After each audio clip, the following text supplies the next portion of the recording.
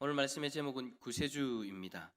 여러분 제가 5예배 설교를 할 때마다 계속해서 하이델베르그 요리문답에 대해서 우리가 살펴보고 있는데 하이델베르그 요리문답을 크게 세 부분으로 나누면요.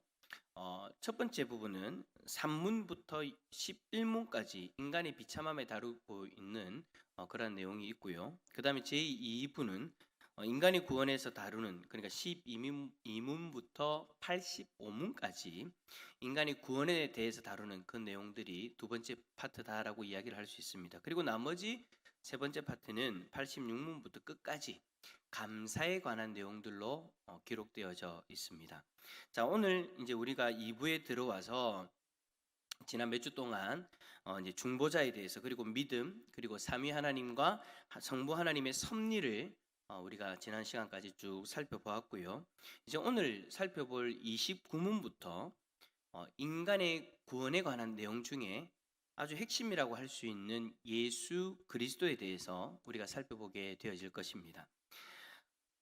제가 오늘 간단히 말씀의 제목을 구세주라고 하였지만 29문과 오늘 살펴볼 30문 이 두 부분의 질문에 통틀어서 이야기를 하면 하나님의 아들 예수 그리스도다라고 그렇게 이야기를 할 수 있습니다. 하나님의 아들 구세주, 하나님의 아들 예수 구세주. 예. 저 문장에 오늘 관련되어진 두 가지 문답이 다 들어가 있어요. 자, 29문의 내용은 이렇습니다. 29문 왜 하나님의 아들 예수 곧 구주라고 부르게 됩니까? 그래 여러분 우리가 예수님에 대해서 이야기할 때 언제나 구세주라고 그렇게 부르죠. 그럼 왜 예수님을 구세주라고 그렇게 우리가 인정하고 믿음으로 받아들이냐라는 것입니다. 먼저 우리는 예수님의 이름에 대해서 살펴봐야 됩니다. 우리나라 말로 예수라고 번역되어진 이 이름의 형태는 히브리어로 되어져 있는 히브리어의 형태는 여호수아 혹은 예수아라는 그 단어로부터 파생되어진 말입니다. 이 단어의 뜻은 구주 혹은 구원이라는 구원을 베푸는 자라는 그런 뜻을 가지고 있습니다. 그런데 사실 여러분 이러한 이름은요, 여러분 잘 아시는 것처럼 유대 사회의 흔한 이름이었습니다. 예수님 당시에도 예수란 이름을 가지고 있는 사람들이 많이 있었어요. 그래서 우리가 예수님을 부를 때 지명을 붙여서 예수님을 부르지 않습니까? 워낙 예수라는 이름을 사용하는 사람들이 많기 때문에 그 동네의 예수라고 그렇게 이제 일반적으로 이야기를 하죠. 그래서 예수님에 대해서 이야기할 때 나사렛 예수, 나사렛에서 자란 예수라는 사람을 우리가 예수 그리스도로 우리가 믿고 있는 거예요. 그래서 여러분 제가 지난번에 한번 지나가면서 이야기를 드린 것 같은데 여러분들이 좀 더 정확하게 예수님에 대해서 고백을 하려면 예수 그리스도라고 그렇게 고백하는 것이 정확합니다.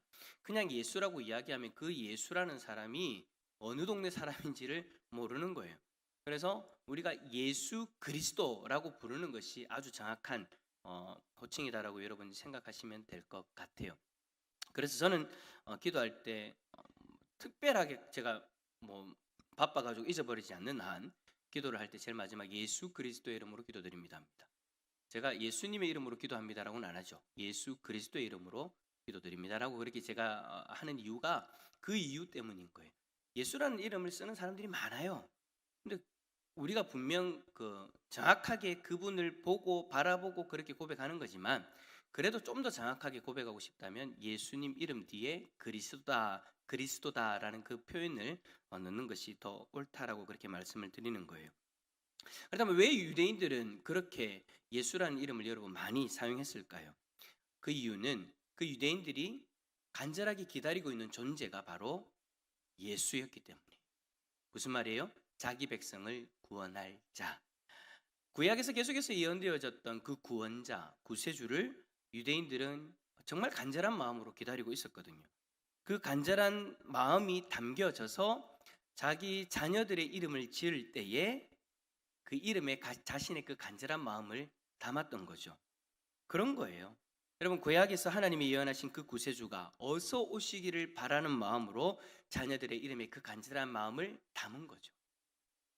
내 아들의 이름을 예수라고 함으로 인해서 하루빨리 그 구세주가 오셨으면 좋겠다라는 그런 마음. 여러분들의 이름 가운데에도 그런 의미가 담겨져 있는 이름들이 많이 있지 않습니까? 우리 아들의 삶이 이런 삶이 되어졌으면 좋겠다. 우리나라가 이런 나라가 되었으면 좋겠다. 그래서 자신의 자녀의 이름에 그런 의미를 담아서 이름을 짓고는 하죠.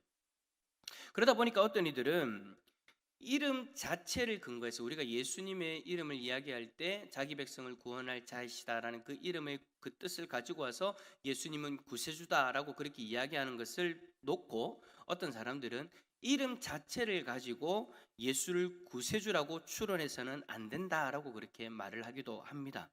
이름의 내용으로 그 사람에 대해서 이야기를 한다면 그 당시에 구세주가 너무 많다라는 거죠.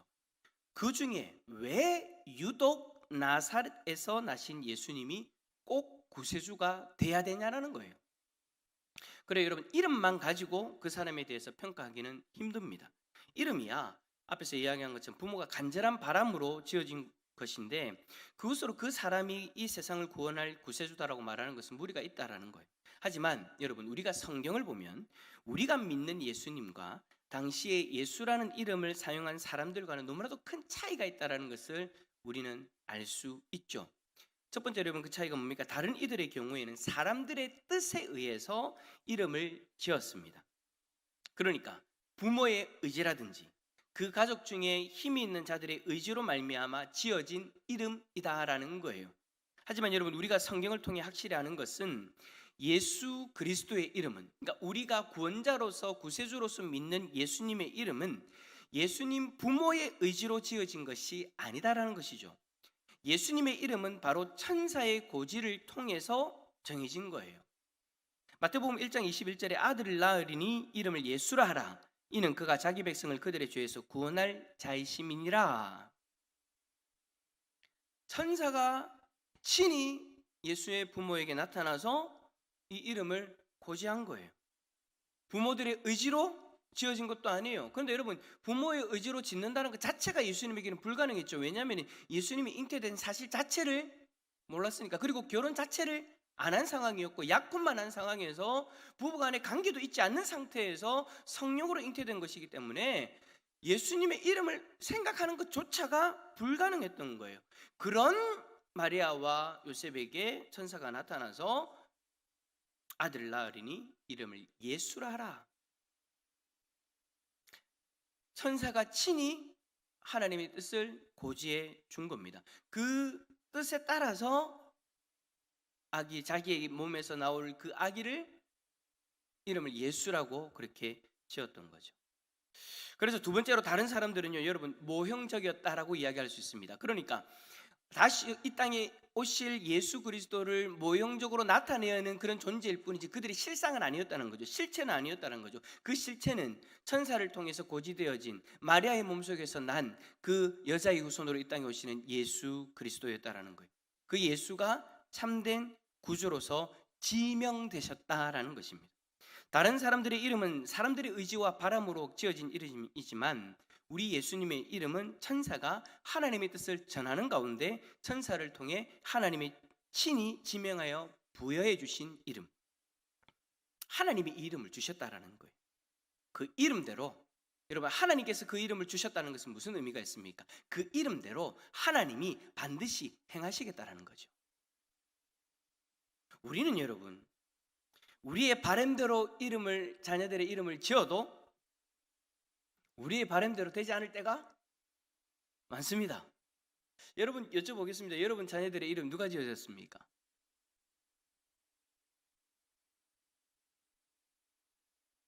점집 가서 지으셨습니까?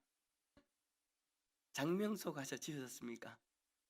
저는 알지도 못하는 어떤 할아버지한테 이름 지었다고 제가 얘기를 들었습니다. 넓을 호의 길할 길. 넓게 행한다? 도대체 이 의미가 정확한 의미인지 뭔지는 모르겠지만 제 스스로 넓게 행한다 그 정도로 제 스스로 받아들이고 있는데, 참 우리 자녀들이 이렇게 되어졌으면 좋겠다. 그리고 여러분 안 믿는 사람들이 이름을 지을 때는 뭐까지 다 신경 씁니까? 사주까지 다 신경 쓰면서 이 이름을 지어야 잘 된다. 어떤 그런 바램들을 가지고 이름을 딱 짓죠. 근데 여러분, 이렇게 졌든 저렇게 졌든 뭐 믿음이 있는 가운데에서 이름 뭐 우리가 믿음 가운데서 짓든 어떻게 짓든 여러분 우리가 바라는 대로 그 이름대로 되던가요? 그 이름대로 다 될 것 같으면 다 대통령 되지. 다 국무장관 됐고 다 변호사 됐고 다 의사 됐고 다 잘 되었을 거예요. 그러나 여러분 현실은 그렇지 않죠. 우리의 바람을 가지고 아이들의 자녀들의 이름을 딱 짓지만 그것은 부족한 사람들의 바람일 뿐이에요. 연약한 우리들의 의지일 뿐이죠. 이름대로 되면 좋지만 안 될 확률이 더 많다라는 거. 여러분 우리가 살아오면서 경험해 보면서 그건 우리가 스스로 인정되어지는 그런 부분인 것 같아요. 될지 안 될지 모르지만 그냥 그렇게 되었으면 좋겠다라는 그런 바람을 이름에 부여했던 거죠. 하지만 예수님의 이름은 다르다라는 거예요. 예수님의 이름은 그 태 속의 아기를 그렇게 쓰임받게 하시겠다라는 하나님의 의지가 담겨져 있는 거예요. 반드시 이 아이는 자신의 민족을 구원할 자다. 죄에서 죽을 수밖에 없는 그 백성들을 구원할 자다. 그거는 하나님이 의지를 가지고 하나님의 전능하심과 전지하심으로 그 아기에게 그 이름을 부여해 주신 거예요. 그러니까 하나님이 마리아의 몸속에 잉태해진 그 아이를 통해서 자기 백성들을 구원하겠다라고 그렇게 고지하셨고, 우리가 성경의 내용을 아는 것처럼 하나님은 반드시 그렇게 되게 하셨죠. 예수님도 그 이름 그대로 살아가셨어요. 자신의 의지를, 자신의 능력을 가지고 자신이 하고 싶은 일들을 하지 않으셨어요. 자기 백성을 구원하는 데에만 자신의 능력을 사용하셨고 그 길만을 걸어가셨어요. 그렇다면 세 번째로 예수님 전에도 다른 구원자들이 있었으니 그들과 다를 것이 뭐냐라고 그렇게 이야기할 수도 있을 것 같습니다. 그래요, 여러분, 구약 시대를 살펴보면 하나님이 아주 중요한 순간에 이스라엘을 구원할 구원자들을 세우셨죠. 그 구원자들과 우리가 믿는 예수님과 차이가 뭐냐라는 거예요. 자, 먼저 그들, 구약 시대에 하나님께서 아주 중요한 순간에 이스라엘 백성들을 구원할 수 있도록 세웠던 그 구원자들, 여러분 누가 있습니까? 예를 들면 모세가 그렇죠. 애굽의 종되었던 이스라엘 백성들을 애굽에서 구원해 내었습니다. 뿐만 아니라 사사시대도 마찬가지예요. 주변의 강대국들로부터 고통당하고 있을 때 하나님은 사사들을 통해서 이스라엘 백성들을 구원하셨어요. 자, 이스라엘 백성들의 입장에서는 하나님이 구원하신 건 맞지만 그들의 눈에 보이는 리더는 누구예요? 사사들이죠. 출애굽하는 당시에도 이스라엘 백성들은 하나님이 구원하셨다는 것은 알지만 그들의 눈에 보이는 구원자는 누구예요? 모세예요. 그러니까 여러분, 유대인들에게 있어서 모세는요 아주 중요한 인물이에요. 하나님이 하셨음에도 불구하고 그들의 눈에 보였던 구원자, 하나님이 이 사람을 통해 일하셨기 때문에 그 사람이 일하는 그 모습을 보고 이 모세라는 사람은 유대인들에게 각인되어졌고 아직까지도 대단한 영웅으로서 그렇게 구원자로서 그렇게 칭송받고 있는 거예요. 자, 그런데 여러분, 구약시대에 그렇게 등장했던 그 구원자들, 이러한 경우에는 여러분 한결같이 갖는 그 특징이 뭐냐? 모두 일시적이다라는 것입니다. 그러니까 애굽에서 이스라엘 백성들을 구원해내는 그 순간 모세가 구원자로서 사용되어진 거예요. 하나님이 역사하셨지만 모세를 통해 역사하신 거죠. 사사시대도 마찬가지예요. 적국들로부터 그들을 구원하기 위해서 그 사사들을 세우시는 그 일시적인 순간, 여기서 여러분 일시적인 순간이란 것이 1초, 10초 뭐 그 정도를 이야기하는 것이 아니죠. 사사로서 쓰임받았던 그 기간 동안을 이야기하는 거예요.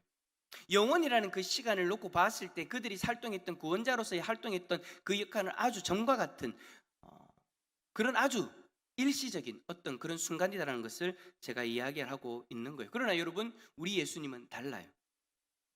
구약시대의 구원자들은 영원이라는 그 시간 속에서 아주 전과 같은 그 시간대의 구원자로서 하나님이 사용하셨지만 우리 예수님은 우리를 죄에서 영원히 구원하시기 위해서 성부 하나님이 이 땅에 보내신 구세주이다라는 것입니다. 예수님은 여러분 우리에게 있어서 영원한 구원자이세요. 자, 여러분, 지금 이 시대에 우리가 예수 그리스도로 말미암아 구원받았다, 예수님이 우리의 구원자가 되셨다고 해서 여러분 우리가 죽고 난 이후에 예수님의 구원은 더 이상 효력이 없습니까? 아니에요. 우리가 죽고 난 이후에도 우리 영혼에 대한 구원을 여전히 책임지고 계시고 우리가 죽고 난 이후에 우리의 후손들에게도 예수님은 여전히 구원자로서 이 땅에 남아져 있을 거예요. 영원한 그 시간 동안 예수 그리스도만이 우리의 참된 구원자가 되신다는 것을 우리는 성경을 통해 발견하게 되어지죠. 바로 오늘 본문 사도행전 4장 12절 다시 한번 읽어봅시다. 시작.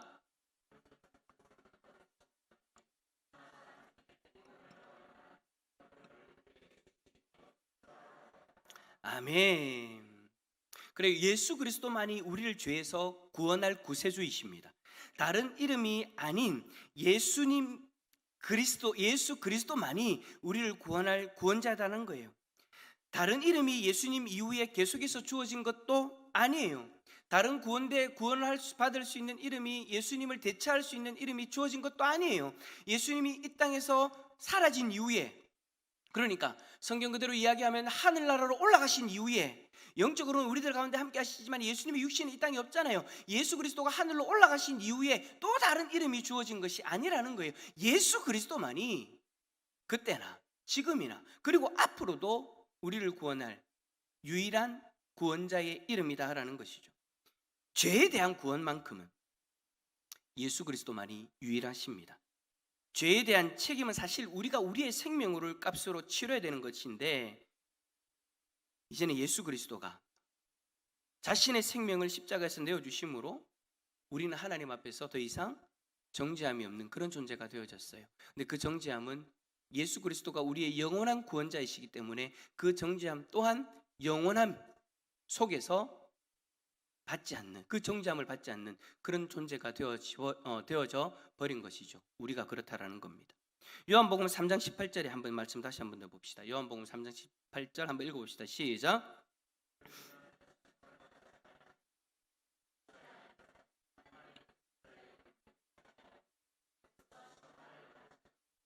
아멘. 그래, 우리가 왜 하나님의 아들 예수를 구주라고 부르냐고요? 예수님은 우리를 죄에서 구원하기 위해 이 땅에 오셨고, 우리가 예수 그리스도를 믿으면 죄에 대한 심판을 받지 않기 때문이에요. 이 죄에 대한 심판으로부터 예수 그리스도가 우리를 자유케 하셨어요. 요한일서 5장 11절, 또 증거는 이것이니 하나님이 우리에게 영생을 주신 것과 이 생명이 그의 아들 안에 있는 그것이니라. 하나님의 아들 예수님 안에 우리를 구원하여 주신 그 영원한 생명이 있는 것입니다. 디모데전서 2장 5절의 말씀처럼 우리의 구원자로서 우리를 하나님 앞에서 중보해 주실 수 있는 분은 예수 그리스도 한 분밖에 없는 거예요. 그런데 세상에 많은 사람들은 이러한 예수님을 거부합니다. 그러면서 하는 말이 뭡니까? 이 세상에도 성자들이 있다라고 그렇게 주장을 하죠. 착한 사람들이 있다라는 거예요.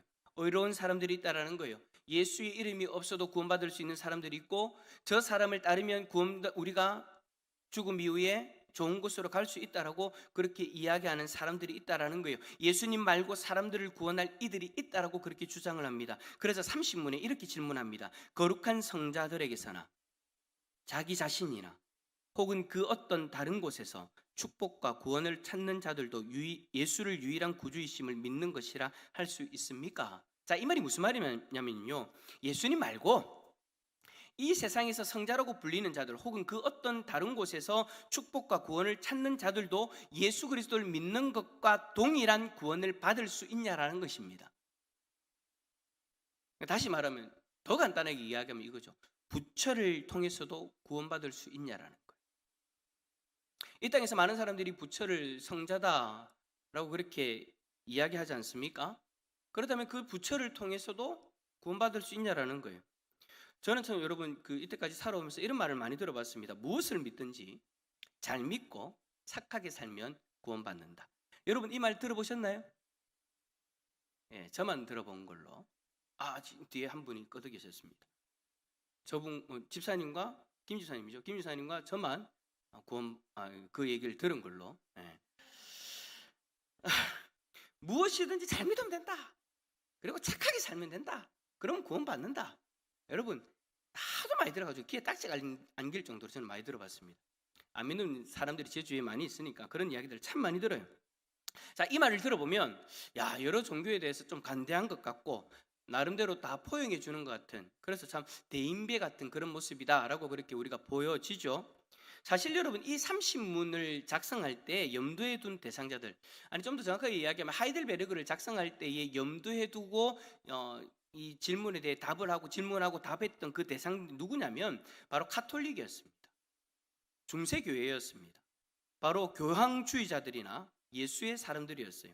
이들은 여러분 예수님 말고도 교황을 더 믿었습니다. 지금도 교황이 주님의 말씀보다 더 위에 있다라는 거 인정하지 않습니까? 교황이 무슨 말을 한마디 하면은요, 그게 성경을 벗어나더라도 교황이 말한 그 권위가 있기 때문에 그거를 다 받아들여요. 그게 카톨릭이에요. 하이델베르그 요리문답이 만들어진 당시엔 더 심했어요. 교황이 말이 곧 법이고 진리였습니다. 성경에 없는 말도 교황이 옳다라고 하면 옳은 것이고 죄라고 하면 죄로 여겨졌던 겁니다. 이들을 통해서 그리고 이들이 하는 말대로 순종해야만이 구원받는 것으로 여겨진 거예요. 하지만 여러분 성경은 분명히 구원받을 만한 다른 이름을 주신 적이 없다라고 그렇게 이야기를 합니다. 그래서 여러분 카톨릭을 가만히 보면요, 예수님의 이름으로 구원받는 것을 바라보고 예수님을 통해서 구원받으려고 해야 되는데 꼭 다른 이름이 들어가요. 어떨 때는 마리아를 찾기도 하고요, 어떨 때는 교황, 어떨 때는 죽은 사람 교황 중에 성 누구 성이란 단어를 붙여가지고 거룩한 자라고 그렇게 인정을 해서 그 사람의 이름을 찾으면서 자기를 구원해달라고 그렇게 기도까지 하지 않습니까? 근데 성경은 그런 것들 모두를 인정하지 않는다라는 거예요. 고린도전서 1장 13절, 그리스도께서 어찌 나뉘었느냐, 바울이 너희를 위하여 십자가에 못 박혔으며 바울의 이름으로 너희가 세례를 받았느냐.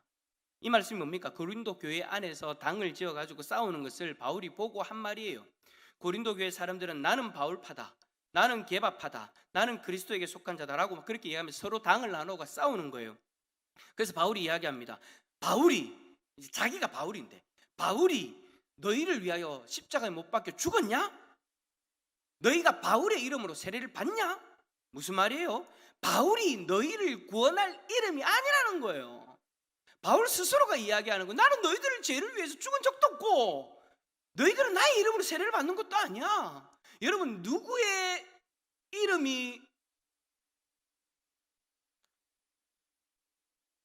우리를 십자가에서 죄 없는 존재로 만들어줬습니까? 우리를 대신해서 십자가에 죽으신 이가 누굽니까? 우리의 죄를 다 짊어지시고 십자가에서 죽으신 분은 단 한 분밖에 없습니다. 예수 그리스도. 그래서 여러분들 오늘 오전 예배도 그랬지만 누구의 이름으로 세례를 받는 겁니까? 예수의 이름으로. 예수의 이름을 믿는 사람이 예수의 이름으로 세례를 받는 거예요. 그런데 마치 게바가 구원자인 것처럼 베드로를 이야기하는 겁니다. 마치 바울이 구원자인 것처럼 자기들을 왜 죽지도 않았고 그들의 이름으로 세례를 받는 것도 아닌데 그들 이름을 중심으로 팔을 나누어 가지고 마치 그들의 이름에 구원이 있는 것처럼 그렇게 여겼다라는 거죠. 교황이 우리를 위해서 우리를 구원하기 위해서 십자가에 죽은 것이 아니지 않습니까? 부처가 우리를 위해 죽은 것이 아니지 않습니까? 세상의 그 어떤 이름도 우리의 죄를 속량하기 위해 자신의 생명을 내어주지 않았습니다. 우리의 죄 때문에 죽으신 분은 예수 그리스도 한 분밖에 없습니다. 오늘 이 내용은요, 여러분 아마 앉으신 분들이 다 그렇게 받아들이실 거예요. 당연한 거죠. 맞아요. 우리가 모두 당연하다라고 그렇게 여겨지는 내용들이에요. 근데 여러분 그럼에도 불구하고 제가 이 요리 문답들을 뛰어넘지 못하고 계속해서 여러분이 다 아는 내용임에도 불구하고 다시 한 번 더 여러분들에게 각인시키면서 여러분들에게 이야기하는 이유는 뭐냐면, 저는 개인적으로 교회를 다니면서 이 부분들에 대해서 충격을 많이 받았기 때문입니다. 우리 모두가 당연히 예수 그리스도가 우리의 구원자라고 받아들이고 있는 이 내용을 어떤 사람은 거부하고 있다는 겁니다. 어디에서요? 교회 안에서요. 분명히 우리와 함께 예배를 드려요. 신앙생활 같이 해요. 그런데 예수님만 잘 믿는다고 구원받는 것이 아니더라라고 이야기하는 분들이 있더라는 거예요. 여러분들 아마 속으로 그렇게 생각해요. 목사님 그런 사람 어디 있습니까? 우리 교회는 그런 사람이 없기 때문에 여러분들이 당연히 그렇게 반응하실 거라고 생각이 되어져요. 제가 어떤 이야기까지 들었냐면, 교회를 다니는 분입니다. 다른 종교에도 구원이 있다라고 이야기하는 분도 제가 만나봤습니다. 그렇게 주장하는 사람들이 있다라는 거예요. 교회 안에. 여러분 요즘 TV 틀어보면 이제 목사라는 타이틀을 가지고 나오셔가지고 인터뷰하는 분들이 많이 계시죠. 신학자라는 타이틀을 가지고 어느 대학 교수라는 타이틀을 가지고 인터뷰하는 분들도 많이 있어요. 근데 그런 분들이 한 번씩 나와가지고 한 번씩 그런 분들을 제가 보게 되어지는데, 다른 종교에도 구원이 있다라고 그렇게 인정하는 사람들을 보게 되어집니다. 목사라는 신분을 가지고 있는데도 불구하고 언론 매체를 통해서 인터뷰를 할 때 심심치 않게 보여져요. 그러면서 기독교가 아주 독선적인 것처럼, 지금 우리나라의 기독교가 아주 독선적인 것처럼, 그렇게 하면 안 되는데 그렇게 하고 있는 것처럼, 예수만이 구원의 길이다라는 것을 이야기하면 안 되는데 마치 그것이 잘못된 것처럼, 예수만이 길이다라고, 이 구원의 길이라고 말하는 것이 잘못된 것처럼 말하고 있는 목사나 신학자들이 있다라는 거예요. 그런 인터뷰 내용들을 들어보면 우리가 기존에 가지고 있는 신앙과는 전혀 다른 이야기를 하는 것을 듣게 되어지는 거잖아요. 심한 사람은 예수님이 왜 다른 종교의 다른 이름을 통해서 구원의 길이 있다라고까지 그렇게 말을 해요? 왜 신학자라고 이야기하면서, 왜 목사라고 이야기하면서 그렇게 이야기하는 걸까요? 그 이유는 여러분, 우리하고 다르기 때문이에요. 뭐가 다른 걸까요? 성경을 바라보는 관점이 달라요. 성경을 바라보는 관점이 목사라고 해서 다 똑같은 목사가 아니에요. 신학자라고 해서 다 똑같은 신학자가 아니에요. 제가 예전에 한번 그 얘기 했잖아요. 어느 신학교의 그 졸업생하고 이야기를 하는데 저보고 목사님은 성경의 내용을 다 믿습니까? 신학교예요. 그리고 이제 목사라는 타이틀도 있어요. 저한테 그거 물어보는 거예요. 성경의 내용을 다 믿습니까? 난 지금 목사들이 오는 세미나에 왔는데 나는 누구? 너는 누구? 그런 근본적인 질문이 생기는 거예요. 성경의 내용을 다 믿습니까? 제가 뭐라고 합니까? 목사인데. 다 믿죠. 근데 그분이 그렇게 얘기합니다. 아, 그렇군요. 근데 그 목사님 잘못 알고 있는 겁니다. 그럼 제가 이제 뭐라고 물어볼까요? 혹시 신학을 어디서 공부하셨어요? 딱 하니까 딱 그쪽 영역의 신학교에서 공부했다는 것을 딱 이야기를 하는 거예요. 그래서 제가 이제 그쪽 신학교에 아는 분이 있어서 물어보니까 요즘 그쪽 신학교에서는 다 그렇게 가르친대요. 성경을 성경 그대로 받아들이면 안 된다. 성경을 다 헤쳐가지고 이건 받아들이고 이건 받아들이지 말고 막 그런 식으로 가르치는 거예요. 그러면서 하는 얘기가 뭐냐? 예수가 아니어도 구원받을 수 있다. 예수만이 우리의 구세주가 아니라 이쪽에서도 구원받을 수 있고 저쪽에서도 구원받을 수 있다.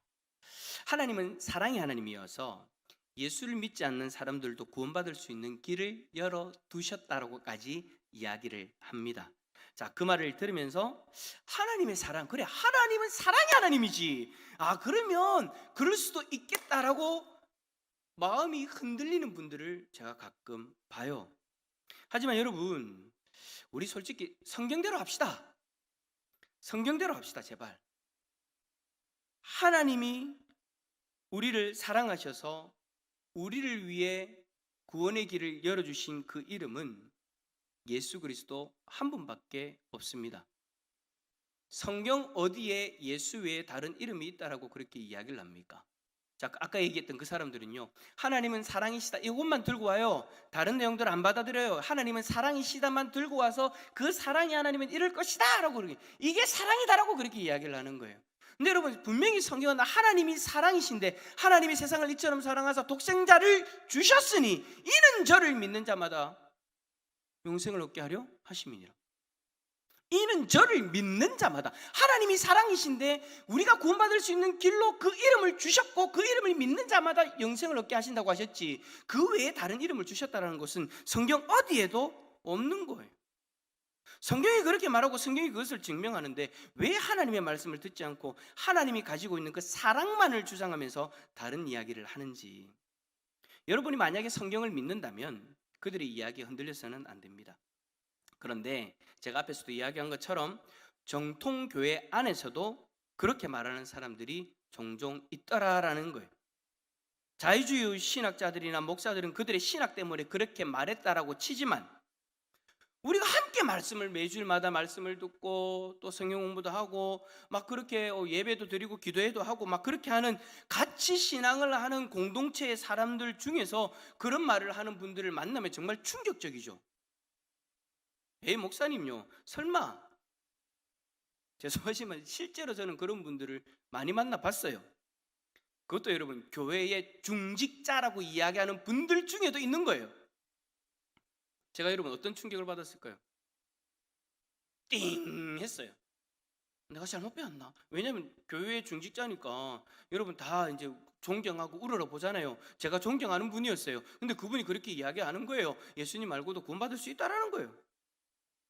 여러분, 제가 왜 우리 교회 와가지고 소그룹을 하면서 훈련이나 양육을 하는지 아십니까? 솔직히 여러분 주일날 오늘 보세요. 새벽기도 인도했어요. 주일 낮 예배 또 인도했어요. 오늘 또 뭡니까 설립주일이라 가지고 막 이것저것 신경을 썼어요. 오늘 또 재정부 또 그 일이 있어서 또 재정부도 제가 같이 도와드렸어요. 또 오늘 오후 예배 지금 이렇게 해요. 마치고 나면은요 또 좀 이따가 사역반 해야 돼요. 자, 사역반 하고 나면 또 제가 어디 갈까요? 오늘 또 우리 그 성도님 가정 중에 그 개업한 곳이 있어 또 그 개업한 예배를 또 드리러 가야 돼요. 목사님요 예배만 다 그 열심히 하고 속으로는 좀 쉬소라고 이야기하실 수 있어요. 솔직히 제 안에 그런 유혹이 없겠어요? 제 아내 거기라 오늘은 사역반 시작해라. 사역반 시작하면 사역반 식구들 억수로 좋아할 낀데 내보다 더 좋아할 낀데 내보다 더 간절히 바라고 있어. 아멘을 왜 하니 거기서? 아니에요? 아니에요. 아니요. 그렇구나. 아멘이 아니고 아니에요. 그 좋아요. 그런 유혹이 없겠어요. 그럼에도 불구하고 여러분 왜 제가 할까요? 화요일 날요. 총회 일도 있고 노예 일도 있고 화요일 날 모임이 많아요. 그런데 화요일 날 제가 될 수 있으면 중보기도를 안 빠지려고 하기도 하고 내가 만약 혹시나 못 가게 되어지면 우리 권사님한테 부탁을 하든지 태민 전사님한테 부탁을 하든지 그렇게 또 하기도 하죠. 목요일 날요. 아침에 성경 읽기를 해요. 저녁에요. 큐티 나눔 저녁 7시부터 8시 반까지 그렇게 해요. 왜 제가 소그룹을 그렇게까지 여러분 하시는지 아십니까? 물론 우리가 주제를 예수를 깊이 생각하라는 주제가 있기 때문에 이 주제를 통해서 예수를 더 깊이 생각하기 위해서 가요. 그런데 여러분 더 근본적인 이유가 있어요. 왜 소그룹을 포기하지 못할까요? 왜 제자훈련을 할까요? 그냥 대그룹을 해가지고 그냥 간단하게 끝내면 될 것을 왜 소그룹을 할까요? 여러분 소그룹을 하게 되어지면요 시간이 30분 가지고 안 돼요. 40분 가지고 안 돼요. 시간이 길어져요. 왜냐하면 각자의 속에 있는 이야기를 하거든요. 각자 속에 있는 이야기를 할 때 뭐가 들어가게 되어질까요? 그 사람의 믿음이 드러나게 돼요. 함께하는 이들이 어떤 믿음을 가지고 있는가? 함께하고 있는 이들이 성경을 어떻게 보고 있는가? 함께하고 있는 이들이 어떤 신앙을 가지고 있는가를 그제서야 알게 되어져요. 여러분 제가 대그룹에서 여러분들 앞에 이렇게 설교를 하고 구세주는 예수 그리스도이십니다. 예수 그리스도만이 우리의 참된 구원자이십니다. 여러분 딱 그렇게 얘기해도 제가 여러분들의 속을 어떻게 알아요?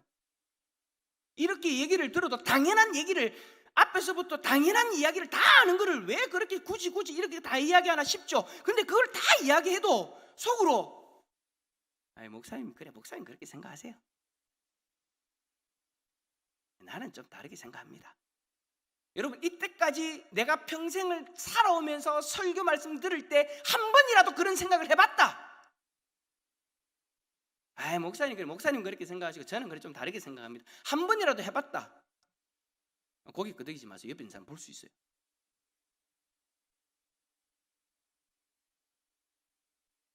실질적으로 여러분 이건 제가 그냥 상상해서 말씀드리는 게 아니고 제가 그 이야기를 직접 들어요. 본인들한테. 그래서 여러분 소그룹을 하는 거예요. 앞에서 이렇게 막 이야기를 하고 나서 소그룹을 만나서 이야기해 볼 때 그 말씀 앞에서 각자가 어떤 마음을 가지고 있는가? 예수가 그 구세주다, 예수님만이 구세주다, 다른 이름은 없다라고 그렇게 선포했을 때 그 말씀을 듣고 나서 그 마음이 어떤 믿음을 가지고 반응하고 있는가? 그거는 결국 여러분 소그룹을 만나서 개인적으로 만나서 이야기를 해보지 않으면 모르는 겁니다. 그래서 소그룹을 포기를 못해요.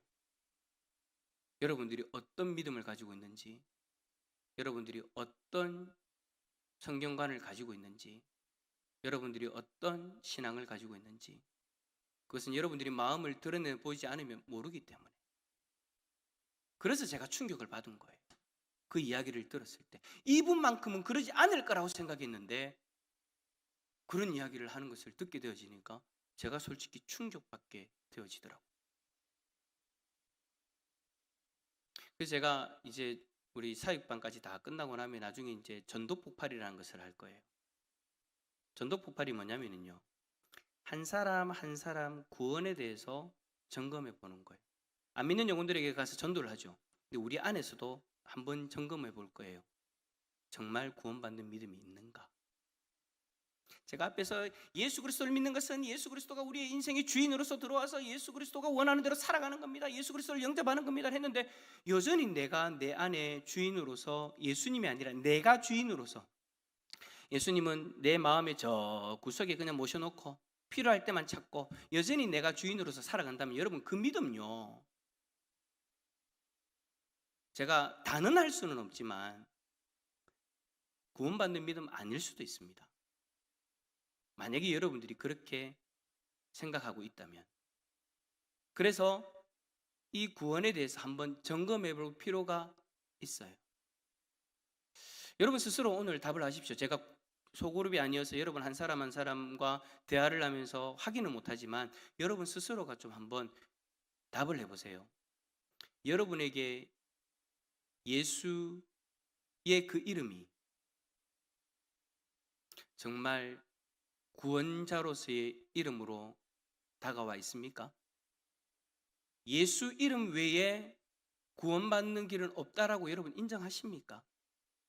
예수만이 나의 구원자라는 것을 인정하실 수 있습니까? 아멘 아멘 아멘 하는 사람들 속에서 아무 말도 안 하고 가만히 있다가 나중에 돌아서 가지고 똑같이 예배를 드리고 똑같이 설교를 들었는데 그런 이야기를 하더라니까요. 그거 아니대. 그거 아니대.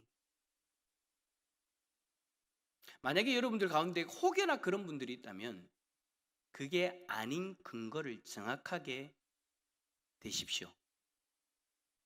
저는 오늘 이 오후 예배 시간을 통해서 성경의 여러 구절들을 여러분들에게 이야기하면서 근거를 제시했습니다. 예수만이 우리의 구원의 길입니다. 하나님은 다른 이름을 주신 적이 없습니다. 성경이 그렇다라고 이야기합니다.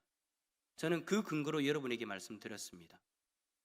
그러나 반대되는 의견을 가지고 있는데 표현을 못하시는 분이 있다면 여러분 안에 그 근거가 있어야 될 것입니다.